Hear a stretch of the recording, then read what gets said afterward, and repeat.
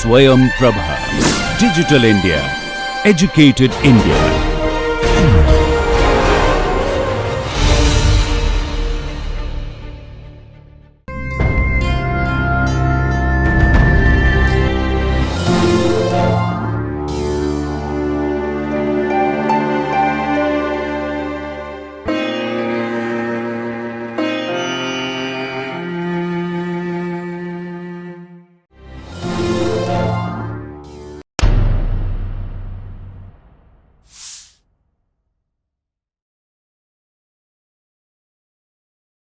Hello friends, welcome back to the teaching strategies for children with specific learning difficulties or dyslexia.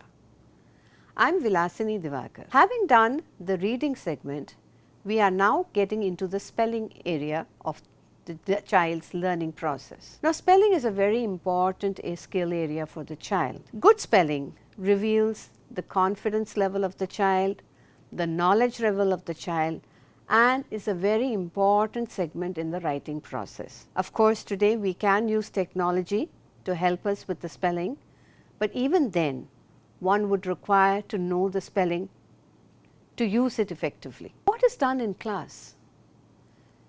Spelling is generally not taught in class. Most often, children are given difficult words put up on the board and made them to learn to come back for a dictation next day. Isn't that how we all learned spelling? In our own lives, most of us learned spelling by repeatedly saying the word aloud. Most of the time, we also write it several times. Basically, what we are doing is we are encouraging the rote memory of the child, and we learnt it like that. If children without any difficulties, probably that might still work today. But children who have difficulty in learning, they are not going to learn that way. What they are going to do is they are going to learn if we teach the spellings in a multi-sensory method, and that is what we are going to see in this spelling segment. Now let us take a look at the slide that you are seeing. Take a minute or two to read it if you can. I am sure all of us will be able to read it, and the reason why we can do that is because we have a knowledge bank of vocabulary already in our brains. This knowledge bank helps us to recognize these words even though they are spelt wrong. If you see, there are letters in the word, there are sequences in which the letters have been put, but it is not the right sequence. So what is spelling then? We say that this words in this passage is spelt wrong because we know that it looks wrong. Oh, just by the way, this passage was written by a very famous dyslexic. So we are able to visually see that the words are spelt wrong in this passage, and we know that we can understand the word because we have the vocabulary in our heads. This comes and leads us to the fact that there is a definition for spelling. So let us now see what is the definition for spelling. Formation of words with a traditional arrangement of letters. In the passage that we saw previously, we realized that though he had the right sentiments to express, he had the knowledge to express, unfortunately because his words were spelt wrong, it looked as if this was written by an amateur child who has just started to write.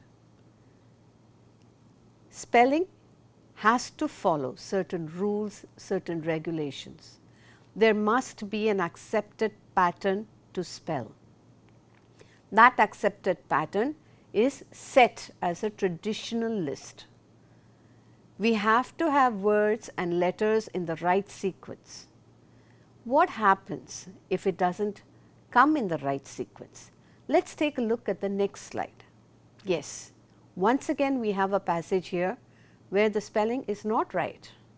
But if you look closely, you will find that the first and the last letter of every word is correct. Now, there is studies to back up this theory that if the first and the last letters are correct, you can most probably 99% make out the word that is there. Agreed, yes, we can make out, but we still have got a very bad impression of the person who's written this. We feel that this person does not have the knowledge of English to write, even though the word sounds correct. So, let us take one look at one word that is there in this passage, which is spelt wrong, but we know what is the right word.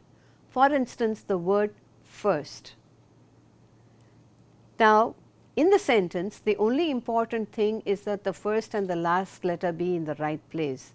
First is spelt wrong, it is spelt as frist. So, the child obviously has known the first letter and the last letter, but does not know the sequence of letter in between.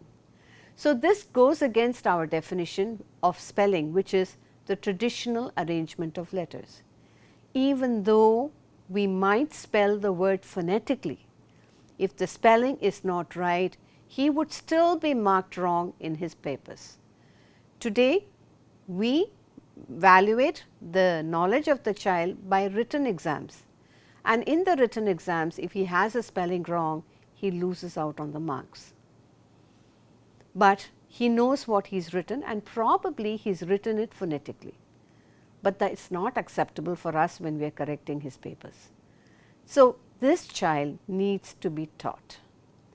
Now, spelling is a difficult skill area. Not everyone can become masters in spelling. We have seen that reading is a decoding activity and spelling is an encoding activity. What do we mean by decoding? Decoding is an area where we have the visual symbols and all we need to do is to embed it with the sounds.